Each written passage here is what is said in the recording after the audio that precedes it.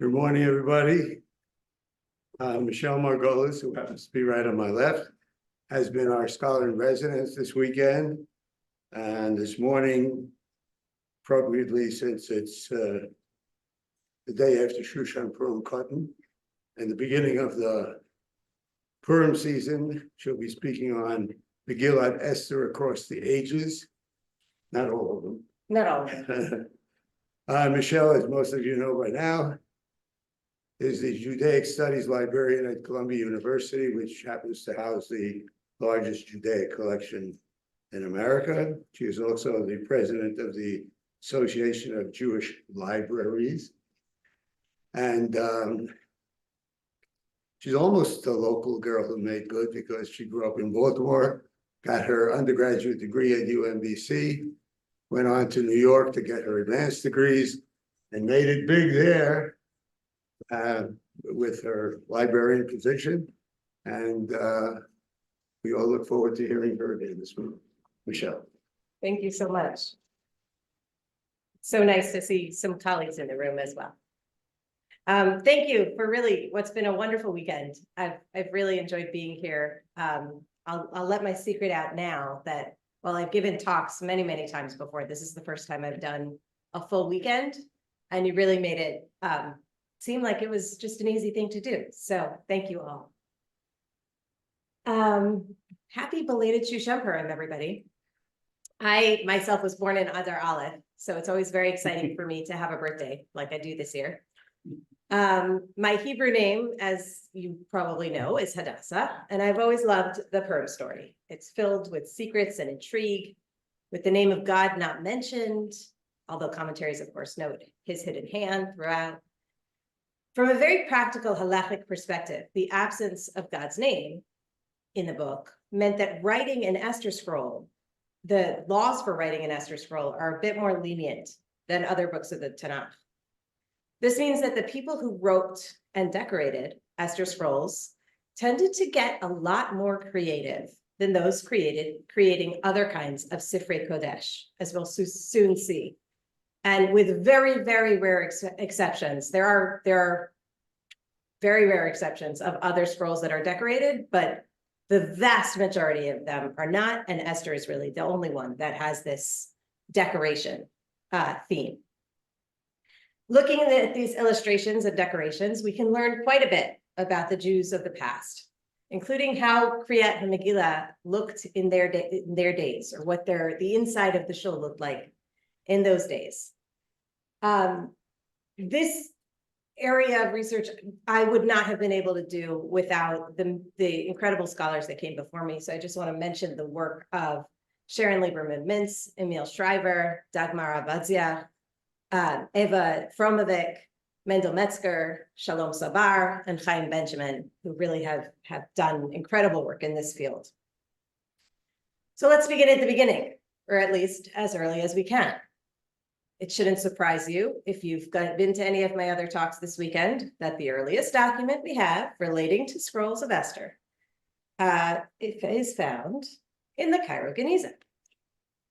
This document, held at Cambridge University today, is dated to 1244 and memorializes a mother's purchase of the honor to read the Megillah for her son, Abraham.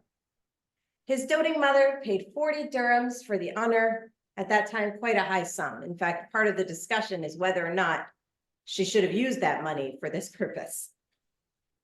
While we don't have existing Esther scrolls that were created prior to the 15th century, the Book of Esther was often printed as standard in what might be called a shulchumash, what we called yesterday the medieval stone. These contain Torah, Haftarot, and Ketuvim, most of which are read on holidays and throughout the year. So that on the right is actually a decorated scene from the Book of Esther prior to the actual Book of Esther. We also see books of Esther in manuscript prayer books. So you see here, it starts right about here. So a later owner wanted to let everybody know what this book was. But there it is as part of the Tefillot for Purim. But until the 16th century, Esther scrolls looked quite similar to the way that we expect them to see them today, just like every other scroll. of the Tanakh. Although sometimes they would add an additional sheet at the beginning that included the brachot. So you could say it right there.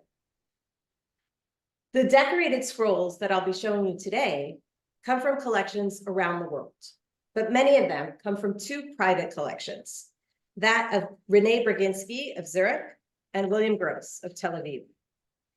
The Brzezinski collection is one of the most important private collections of Judaica in the world, and is also the most notable for its extensive digitization and accessibility. You can go online and see the treasures of the Brzezinski collection at brzezinskicollection.com. And I highly recommend it. It's a wonderful, wonderful collection of illuminated manuscripts and objects, all sorts of amazing things from centuries, probably at least 500 years, probably more. William Gross's collection has also been entirely digitized, and the images from of the treasures from his remarkable collection are available through the website of the National Library of Israel. It is such a gift that these collectors share their private libraries with the world in this way. In 1564, Stelina, or Estelina, depending on how you read her name, daughter of Menachem, son of Yekutiel, picked up her paintbrush to decorate what is now considered the oldest decorated Esther scroll that we know. With simple arches and a coat of arms at the end, Stelina's work exemplifies the beginning of a new genre for decorated scrolls. Only shortly after illustrated scrolls began to appear, printers began to join in with the creation of Megillot.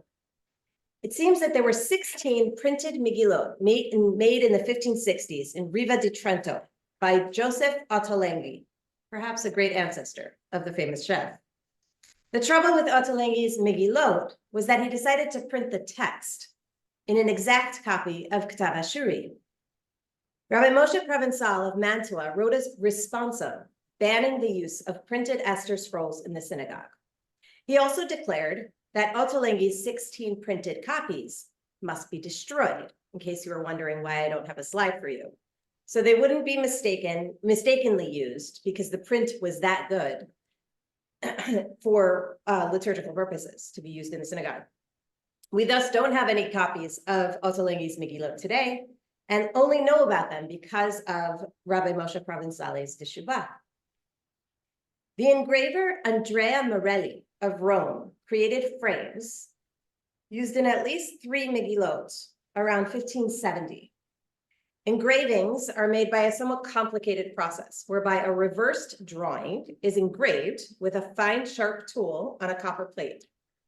Instead of the ink sticking to a protruding illustration, so the way they made woodcuts, which was what was used earlier, was that they would carve the image into the wood, they would carve the white space out of the woodcut, and then the illustration would stick out. They would ink the woodcut, and what was sticking out is what got printed. This was the opposite, where they actually carved the illustration into metal. They would wipe the whole plate down with ink, and then clean it off except for what was in the grooves. And it allowed for much more intricate illustration. So engravings were much harder to prepare, but they allow for, like I said, more intricate illustrations, including shadows and layers that woodcuts couldn't create. Scholars have shown that Morelli's frames have probably been made for another purpose prior to being reused to decorate the Megillah, but these are the first examples that we have of printed decorations for the scrolls.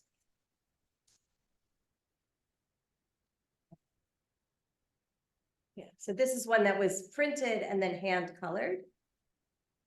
So you see the paint there. And then is my friend Pescarol.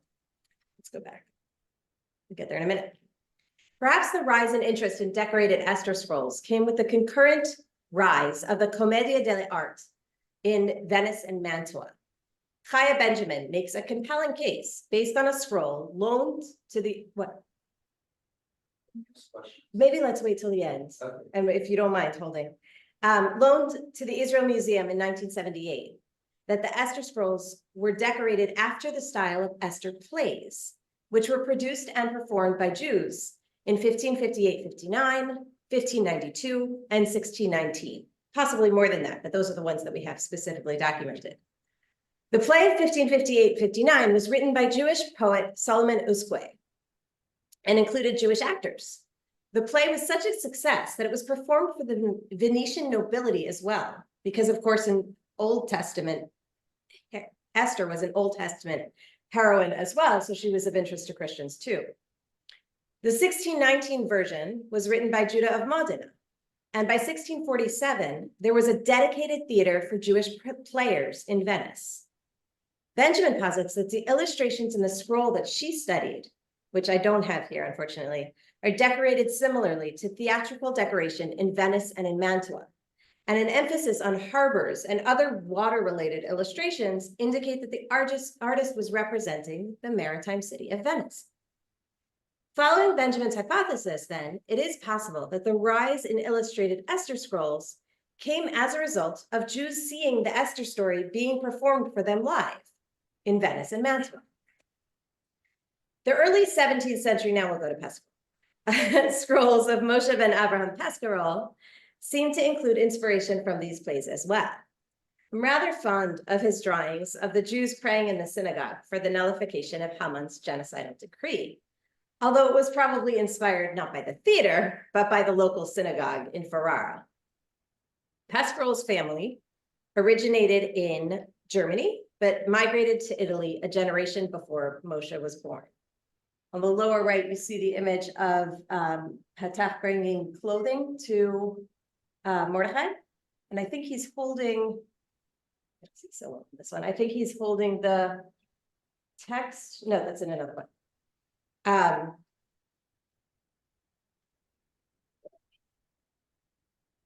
This one is Haman coming to dress Mordechai. And you see, this is actually a contemporary 16th century dress. This is how Jews would dress. This is how Christians would dress. Well, probably not Christians. This looks a little Oriental. So he's trying to show him as a Persian. And the children that Mordechai was teaching when Haman came. And you see actually the text that the Medrash says that they were studying going up from their mouths, like a comic. It seems that there were printers among Moshe's ancestors as well, so bookmaking was in his blood. Moshe operated in Ferrara, and 3 scrolls are known today that were produced from him. At the National Library of Israel, which is the one we're looking at now, at the University of Manchester, this is the one from Manchester, and in the William Gross collections. Looking a little bit at the Manchester one, here again, they're praying. And then we have, again, bringing the clothing to Mordechai. We have Esther accusing Haman at the feast. We have Esther sort of among handmaidens or other various people.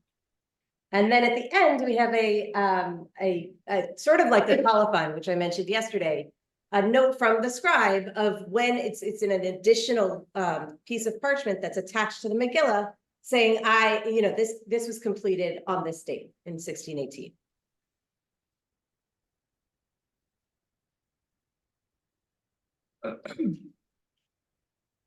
And then we have one more. This is from the William Gross collection. Here again, you see they're praying, although now things have moved around a little bit in the shul. There's like a chazan and the members of the congregation. Not everybody's wearing a talit, which they were in the other one. So things change. And then on the other side, we have again the conversations between Esther and Mordechai through that intermediary. So it's kind of amazing that you can look at the scroll and you can see what the inside of a shul would have looked like, or in Italy, it would have been called a scuola, but what that would have looked like, how the Jews themselves would have appeared, because praying takes place in the book of Esther. The center of engraved Megillot, so we had that early engraved Megillah, but in later periods, it would become much more of an art. We have much more remaining. Is from that 17th and 18th century center of Hebrew printing. And in fact, printing more generally. Amsterdam became a major center for Hebrew print and for general print. It was a very important place. Well, the text of these Megillot, again, were written by hand because of Reb Moshe Provençal.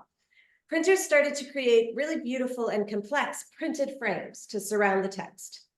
This one uses engravings made by Shalom Italia, who incidentally was also the designer of the portraits of the likes of Menashe ben Israel and Jacob Judah Leon Templo. Here's another image from the same scroll. While the frames are the same, you can see that the characters and the scenes below, I'm not sure how clear it is here, but you see there are little vignettes taking place in these scenes below.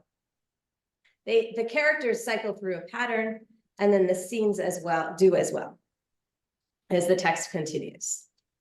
And again, you could see how this might be reminiscent of the way a theater would have looked with columns and decorations. As the craft of engraving became more specialized, images in Megillot became more and more intricate. This Megillah, produced in 1701, likely printed by the Probst Press in Amsterdam, the Probst Brothers of Amsterdam, you can see extensive decoration. Here, the decoration gets a lot more complicated. We have Haman shooting arrows at a zodiac to decide on the month where the murder of the Jews to take place, which to me makes a lot more sense than sort of picking. I don't know this. I like this idea better of how he selected his dates. And then we have another illustration here of Esther's wedding to Ahasuerus, which is actually, if you look, is at the bottom over here. Just blew it up. The existence of printed decorations by no means meant that hand-drawn illustrations ended. Here we have a remarkable example produced by Aryeh Leib ben Daniel, a mid-18th century artist and scribe who traveled across Europe, writing and illustrating Esther scrolls. It shows the various figures from the stories, in addition to, again, vignettes at the bottom of various events in the story. In a similar fashion to the Shalom Italia scrolls that we saw earlier. But this is made entirely by hand. This is not printed.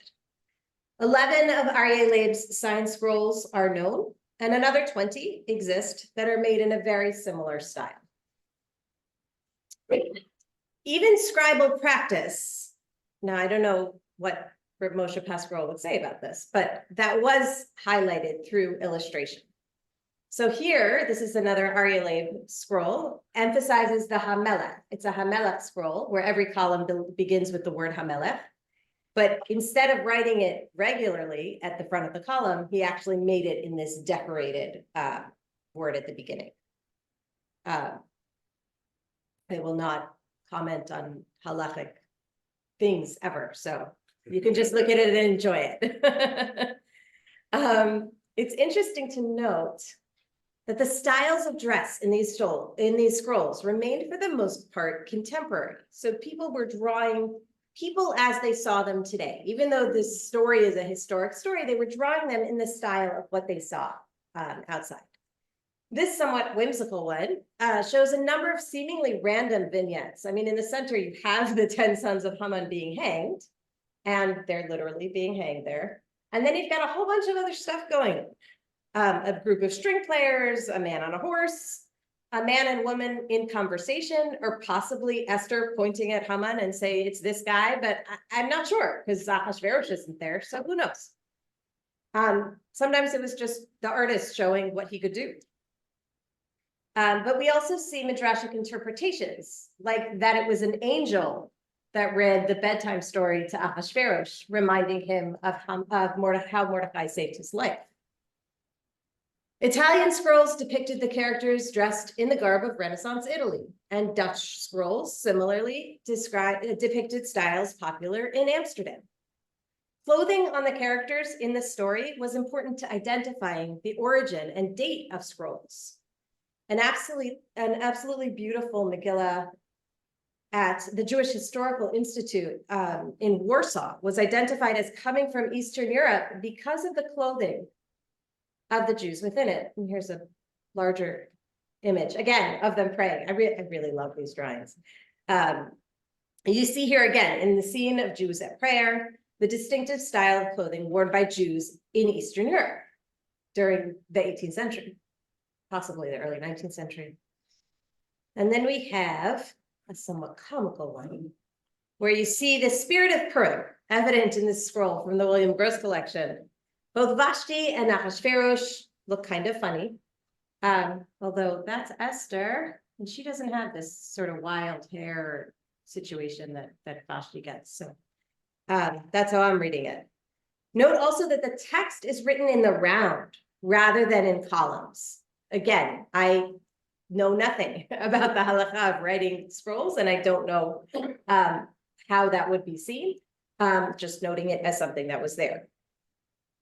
I should note that not all as decorated Esther scrolls included drawings of the Purim story.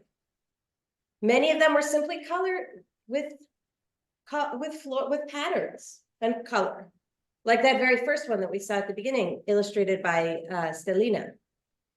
But as you can see, a Megillah did not have to have drawings from scenes of the Purim story to be impressive. This one also had a panel with the blessings for the Megillah. So that's what we're seeing over here.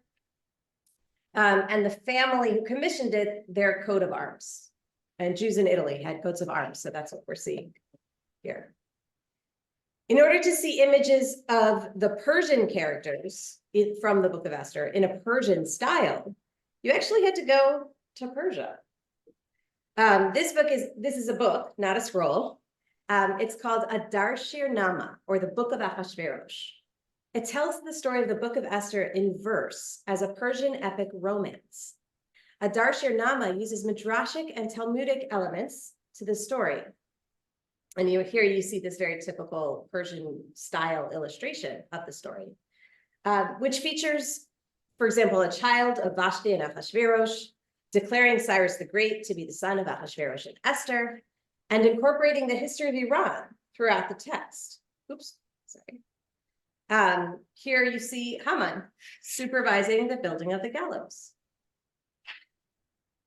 So I have to, once I'm in Persia, I have to go on a little tangent, because of course the Persian community had a very special connection to the story of Purim and the Book of Esther, for obvious reasons. This is a book of Purim parodies. It features Haman's last will and testament, Hakafot Haman, Masachet Shikorin, which was a well-known Purim parody from the medieval period, and others. It was made using lithography, where a drawing at each page was then printed individually based on the drawing. It's another later printing process. That's why you can see what looks like handwritten text. I mean, this doesn't look like a typical printed book. I think this Arabic on the top is actually handwritten, but the rest of it is actually lithographically printed. But back to the Book of Esther, the Scroll of Esther. Well, actually, we're on a book still. A couple of centuries later, the famed 20th century illustrator and illuminator Arthur Szyk created Persian-inspired illustrations for the Book of Esther. And I know this is a book because we have it in our collection. Those are my not-so-great photos. It was published in France in 1925. Arthur Szyk was famous for his illustrations and illuminations, harkening back to the heyday of illuminated manuscripts. And this work, of course, is no exception. Moving even farther east, a Megillah from the Jews of India also shows us how the Megillah was read in Indian synagogues. The women sat in the back, you see the Ezrat Nashim, and then you have in the men's sections, you have children playing, as happens in, shuls throughout the world. Hopefully not in the shul itself, but you never know. You have the Megillah reader in the center, and the rest of the congregants also with Megillah throughout the room. Also, I want to point out how the Megillah is folded back as it's being read and not rolled, which is something that we see today also. Not always with Esther. It's a lovely Megillah. Everybody gets labeled, so you know who everybody is. It's very nice how there's like clear labels of all the people. And you also see objects used in different places. So these would be as they would have been, this is what would have been on the table in India during this period. You see dishes, and then also I think this is an inkwell, which looks a little bigger and taller than what I would imagine an inkwell to look like. So you're getting a sense of how Purim really looked in that community. And as we saw with the earliest printed books and really throughout what I've been talking about this weekend, Jews produced copies in the vernacular languages that they spoke. So this is a copy of Megillat Esther translated into Marathi for Jews who lived in Marathi-speaking Mumbai. I know this talk is really about the scrolls themselves, but I can't finish up without referring to the glorious cases in which they were sometimes housed. And these are all from the Brzezinski collection. This one is produced in Venice or Rome in the 17th century. This one is from Rome in the late 18th century. We have Rome from Ioannina in Greece. This one is kind of amazing. I don't know what the material is. This is from Eastern Europe. They start to get longer and taller in Eastern Europe in the 19th century. This is also Eastern European, 1913, possibly a kind of polished wood. I'm not sure, again. And then Central Europe in the 18th century. The Book of Esther is a book for the diaspora. It was written and its story occurred outside of the land of Israel, with the Jews as a minority among another culture. It thus seems kind of fitting that the physical books or Megillot of the Book of Esther, sorry, I went too fast, appear in all languages and styles in many formats and colors, sort of representing the entirety of the diaspora.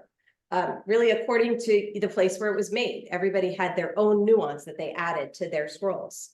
So then I can leave you with this Megillah, probably produced in Jerusalem, because even as there's all these differences throughout the diaspora, that's sort of where the diaspora Jews are turning their thoughts and prayers, both in extra time and today. So that's what I have. Thank you.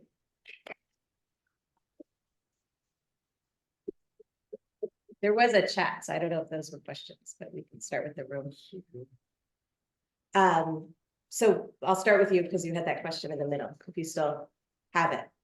Yeah, so many of these scrolls came from Italy at a time when I believe Jewish people had been exiled to France. And I'm wondering what was going on in terms of acceptance of Jewish people in Italy at a time when other Western nations had expelled them. So really it depended. So Italy wasn't a country as such. It was independent sort of states. And each what we would think of as city today was really a state. And so it really depended on the location. Jews in different cities were allowed to do different things. I talked Friday night about how the Jews in Venice had to wear a yellow badge indicating that they were Jewish. And they were periodically expelled from different places. But at the same time, there were other, dukes or heads of states that said, no, we want the Jews to come. So because it was so varied across the Italian peninsula, you have examples of, I don't think there's ever a time that Jews are not on the peninsula. So depending on where they were.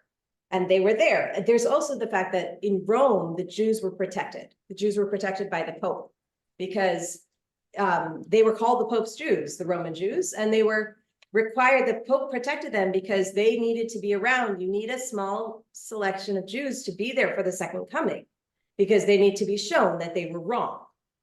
So the Pope protected them. So you have, Jews were in Rome before Christianity existed, but after Rome became a center of Christianity, it also, they were protected there. It wasn't always a nice experience, let me tell you, but they were never expelled because of that. Yeah. Yeah. Thank you so much, Michelle. I have a question. Later in your presentation, you talk about the Megillat covers. Yeah. And it's, there are many different types of Shomrai, but Megillat Esther is unique in that it's probably one of the only scrolls that are actually protected in such a way and rather recent to what happened. Is there any explanation of why they were bejeweled in such a fashion? So I think it has to do with the fact that people have Esther scrolls privately. People want an Esther scroll, individuals want Esther scrolls to read in Shul. Nobody's commissioning an Echa scroll so that they'll be able to hold a scroll in shul. I know that there are some, Shira Shirim is something that some people have as a scroll, but Esther is like historically an object that people want to have. People have lots of copies of Esther that they bring to shul for the reading. For some reason, the other scrolls, even though they're read, Kohelet and Sukkot, Shir Shirim on Pesach, it's just in the machzor. So people don't feel as much of a need to have a scroll to use for it. Whereas Purim is this sort of holiday that's different than everything else, where you want to bring your scroll. And so because there are more scrolls, there are more scroll cases. So that's a long answer, but yeah. All right, a few things. First of all, from the chat, we have that somebody said that C.S. Lewis said that attempt to depict historical characters in historically accurate dress only dates to around the time of Walter Scott. Okay, I would disagree with C.S. Lewis, but that's there. I mean, we have so many examples in Jewish manuscripts of actual people that are known people being depicted in contemporary dress. So that's a bit of a hard comment. I am not an art historian, so but neither is C.S. Lewis. So I don't know. That's what I'm going to give as my answer. A couple other things. One, just to follow up on your thing about why people would have scrolls. One of the reasons, this gets to a lot of what you don't do, is that, as I understand it, there is an advantage if you miss a word. Right, in you can read it from a scroll. To read it from a scroll of your own. So Yeah. that's an advantage and a rationale to have more scrolls floating Right, around. and the mitzvah is a different kind of mitzvah. Correct. It's more of a mitzvah than any other scroll. Yes. It's a good point. And related to that, the question missing words and so on. Has anybody looked at to see whether there's been any changes in the text and so on? The Megillas are a little bit different, Megillat Esther from Torah or Tefillin and Mezuzah, because if there is a missing letter or word, even in entire sentences, it's still okay to read from it and fill it in from memory. But has anybody looked at any changes or things like that? I'm sure they have. I don't know of these discussions, but I'm sure it's been done. Yeah. You're next, right behind you, sorry. Do you know how much scrolls were, or when the first time out scrolls were written? don't know, that's a great question. I really don't, I just don't know. Yeah. Yeah. So when you're showing the slides, it's okay, you don't have to put it on me. That's the audio. Oh, okay. When you were showing the slides from the Burdinsky collection, I think number 27 had on it, like on the top, like pictures, maybe I didn't, 27, I think it was. Hang on a second. Okay. But I might get the number wrong, but it had a woman on the top on each page. Yes. And I didn't know if that was supposed to be a woman of the times or a tribute to women or. So I have to tell you a secret, and that is there were many scrolls that I did not include because there are lots of drawings of women in various states of clothing or non-clothed. And that has to do with art and Italy and what's going on and what people are seeing. It was probably Stellina. Maybe that very first one. 27. Oh, sorry, I missed. Those. Question. The question is, why are there women? Oh, this is a good one. Why are there women all over the scroll? You see pictures like this one has these drawings of women at the top. Yeah. And that has to do with it being in Italy and decoration and artistic styles in Italy at the time. Oh, so the artistic style was to show women. You make a beautiful thing and you show beautiful women in the drawing. There are instances I get asked all the time because you see it sometimes in Hebrew printed books where there are drawings of women as part of like the illustration, not anything having to do with the text. It's a rabbinic text. It's a book of Tshuvot, and there's a drawing of a woman, sometimes not a dressed woman. And people have said to me, oh, it must be that that's a Christian illustration. And no, the answer is that this is what was the style of illustration in Italy at the time. And so that's what printers were using. We have to understand that Jews lived within many different contexts. And the context we live in today is not necessarily the context that everybody was living in at different times. So thank you for that question, because Illustrators, do they have Jewish? they were not always Jewish. The engraver of those first engravings that I showed you was not Jewish. And that's why it's sort of strange that his engravings, and he signed them, his name is in there somewhere, I'm not sure, maybe on the bottom. Andrea Morelli, he was not a Jewish illustrator, and that's why it's sort of strange that he's creating frames. And so this scholar, forgive me, I'm forgetting who wrote that particular article about the Morelli engravings, said the same engravings are found in an ABC book. So it was a book where you have the frame and then you have a letter of the alphabet in the middle. So they were made possibly beforehand for something else and then used for Megillot. So sometimes what would happen is, because engravings especially are expensive, they're amazing, you can use them for all sorts of purposes, and printers actually did this with frames, like around the title page. They would buy woodcuts or engravings from other printers. So a printer was going out of business, other printers would come and buy their stock. So he didn't necessarily make it for the Torah scroll. It's possible that a Jewish printer or somebody else that got this frame somehow and then reused it. Question, following up on the lesson from yesterday, which was very interesting. So were there women engravers? Because I know you said yesterday how the women were used to printing because of the delicacy of their. Yeah. I don't know. I would love to say probably, but not necessarily, not as for sure as it was for printing, because engraving is an art. So you take a piece of metal and essentially you're carving into the metal. So you're using a tool. The size of your hands doesn't matter. It's the dexterity, really. It's how capable you are as a carver, as an engraver. It's the correct word. So it could be yes, could be no. Well, we have one online. Okay. Ariel, go ahead. When I was citing Lewis, I just meant that he said that, people didn't over the centuries depict Romans and historically accurate Roman things, and Israelites. Oh, yeah. Okay. So as far as depicting Persians, you're saying? No, I'm saying depicting people in what would have actually been like ancient Rome or ancient Persia. They dressed in contemporary. Yes. Of the 19th century. Yeah. So that would be, I'm sorry, I misunderstood your question. The question was, he was talking about from the C.S. Lewis quote that people didn't draw ancient Romans as looking like Romans or ancient Persians as looking at Persians, because I said you have to go to Persia to see drawings of Persians. And that is probably true. So that's why you would have to go to Persia, because people were drawing characters in the dress of what they saw contemporaneously. Yes. Yeah, that's what he meant. And Yeah. I just want to share on the chat some links to the Library of Congress post on beautiful Megillah they have from the Bezalel School, and to the Kriyat Shema Shalmita I mentioned yesterday. So Okay. put those Great. links. Thank you. Thank you. Yeah, the Library of Congress has a wonderful collection. Thank you so much. Is there any information on how long it took to produce one of these lavishly illustrated? No, I mean, they're not saying it took me a year to write it, but I imagine it was a long time. How long does a painter take to paint, anything? But I want to make sure I get your question, because go ahead.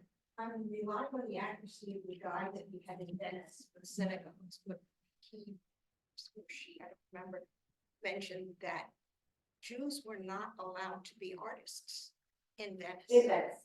Yes, so that all of the decorations in the shul were done by non-Jews. So I'm wondering how much of, when you're talking about how women are dressed, it's a very good chance that the illustrators were not Jewish, and that because there were many things in the decorations in the shuls that you could look at and realize that's not very Jewish. Yeah, no, I was referring to books where the printers of the books were Jewish, and they may have gotten an illustration maybe from a non-Jewish printer, but they didn't. It's cool that they had events that would have been an illustrator. I'm not talking about who would have been able in Venice to actually have been trained as a Jew. Right, so I'm not sure how many of these Megillot were actually produced in Venice. I'm thinking of the ones that I showed, so we have Rome. Yeah, I mean, there was a case produced maybe in Venice, but also maybe in Rome. Ferrara is a big location for illustration, and Ferrara, historically, the de Estes, the Duke of Ferrara invited Jews and welcomed Jews in there, so we know that that was a place where Jews were comfortable for a long time. Just for national community, most of it, I think, ended up, I'm going to the yourself on Rossi, that ended up in Venice, that's the feeling. That the people went there. Yeah, Yes. but there were also times that they weren't allowed to be in Venice, so it depends on Right. timing, right? Yeah, yeah. Yeah, How much does it cost if somebody was commissioning a Megillah in those times? What is the market today? And then finally, the National Library in Israel, for example, like we mentioned, are they making requests of, let's say, the British Library for the return of some of these antiquities? okay, so I'll try to get each one separately. As far as the cost, the contemporary cost, unfortunately, that I don't know. I'm sure, I sort of feel like there probably are records that talk about the purchase of a Megillah, but I don't know of any. The second question, sorry, What does it cost today? what does it cost today? So, my understanding from the scribes that I know, is that, scribal, any Megillot, any Safrut, actually, the costs are going up astronomically, but I don't know, so I don't know, like, I haven't tried to buy one. No, I meant Oh, the cost of market for these. the- Oh, we're talking about 6 figures. An illustrated Esther scrolls? I'm talking about the market for these old manuscripts. Yeah, so you'll see them occasionally on Sotheby's and the major auction houses. A couple $100,000. It's a huge market. And part of it is that there's an interest in this. And also there are collectors that focus specifically on illustrated scrolls. And when somebody has the budget to buy things, a bookseller once said to me, and it's so true, the cost of any manuscript is the highest cost, is the cost of the richest person, that the richest person in the room is able to pay for it. So if you are a billionaire who's interested in illuminated Megillot, and you're at auction and say, I, as Columbia representative, is trying to buy for something, I have a limit to my budget. I have to stop somewhere. This person doesn't necessarily. And so the costs have risen tremendously for especially illustrated material, mostly because of private collection. Sometimes private collectors will buy something to donate to a museum, which is wonderful. That was the case with the Sassoon Bible, where no museum could spend $30 million on such an object. Everybody says when these things come up for sale, oh, that should go to a museum. Well, very nice that you and I would say that, but put your money where your mouth is. If you think it should go to a museum, then buy it and donate it. Most of us, I don't think, can do that. If you can do that, let me know. There are a couple of things I'd like to acquire for my collection. Yeah, so that's as far as cost today. And then as far as the National Library of Israel and materials from all over the place, the National Library of Israel is not asking any institution to give them stuff that belongs to that institution, because everybody wants to stay in good relationships with each other and to be able to work together. And also, you know, if something was made in Venice and is currently at the British Library, why should the National Library of Israel have it? It was, you know, at the National Library of Italy, I don't think there's, well, the equivalent of the National Library of Italy would say, might have the same basis to say something like that. What the National Library of Israel is doing, and which is amazing, and how I got many of these images, is that they have something called Ketiv, which is an online database of Hebrew manuscripts.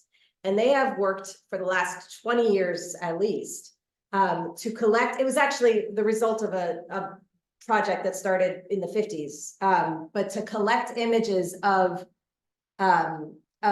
Hebrew manuscripts from around the world. And so they have worked with institutions around the world, including Columbia, including the British Library, to be able to host images of this material on their database. So there's one database that you can go to see almost the entirety of Hebrew manuscripts in existence. And Hebrew manuscripts include, of course, scrolls. So many of these scrolls are available there. That's how you access William Gross's collection, for instance. It's on the National Library of Israel's website. Yeah. So, the illustrated scrolls that you were showing pictures of, they were read aloud for they were used by the Chazan to That's a read great question. I'm gonna demur and say, I don't know. I don't know. Maybe that was one that was owned privately. And that somebody used, when they were sitting and listening. It's very possible that just the plain ones were used by the Chazan, but by the Balkore, but I don't know. I can't, I wasn't there, so. Also, like the pictures where the angels, where they have the wings, that's Probably a Christian Right, illustrator. super Christian. Yeah, could be, it could be. I mean, it's also how angels are being, again, if you're sitting in Venice, if you're sitting in Ferrara, and you're thinking about what angels look like, even if you're Jewish, that's what you see. When a kid today, when a Jewish kid today draws a picture of a malach, most of them don't have like the six, they're not thinking about like the Merkaba, or they're just drawing wings. Angels have wings. It's just like what's around and what people see. Yeah. Similar question. Scroll, when you generally refer to it, like it's written on cloth. Like she was saying about the illustrated one, is it written on cloth? And then the question is, can you use it, or is it sometimes a book that you're referring to? So all of the scrolls that I showed, I did show some books, but all of the scrolls that I showed are written on cloth. They're written on parchment. Yeah. Yeah. Were most of the scrolls, were they individuals that were they created because someone requested or paid for it? I'm blanking on the term I want right now. Commissioned, that's the word I want. Were they commissioned, or were they just like built being prepared for spec, and whoever came along bought it?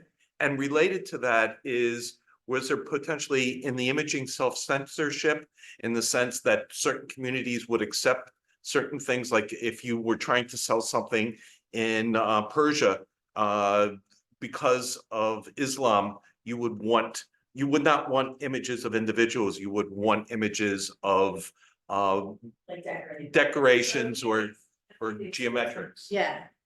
You saw the Persian manuscript, which definitely had images of, because Persians are not necessarily Muslims. That's a separate culture. And Islam came into Persia, and of course we have the Shah and what's happening in the contemporary period with Islamism. But Persia actually was its own culture, with its own religions and it's separate from Islam. And so they have many drawings in their manuscripts. As far as making things on spec, so a printer who's creating an engraving for Esther scrolls is doing exactly that. So the printer is going to create this engraving. He has it on hand. Maybe he's printing it on parchment, which is not easy to do. But he's printing them on parchment, and then you could buy the frames printed on parchment, and you bring it to a scribe to write it out. We have this also actually with ketubot. There are some, Sharon Mintz has done some work on printed ketubot, where they're the big, beautiful Venetian style ketubot. I don't know if you're familiar with this, but they look like they're handwritten because they're hand colored and they're hand illuminated. So somebody put gold on all of the letters. And of course, the text in the middle of the ketubah is written by hand. But the decoration around it is all actually printed and then colored in. It's actually similar. So I said I had this one on the screen, because similar, you take what's printed and then you color it in different styles, depending on who your patron is and what they want. So there is a mix of this, sort of making it specifically for this person. And sometimes you'll see, I think I mentioned yesterday, about Haggadah that was produced for a woman that had just a picture of a woman in the middle of the Haggadah, and that was probably the person it was produced for. So the illustrator would put the owner sometimes physically as an image into the object, whatever it was. Not always.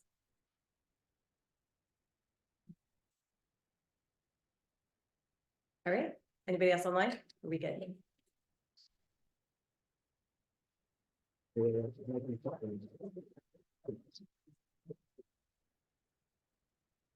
That's it. Okay. Thank you so much. Thank you for inviting me.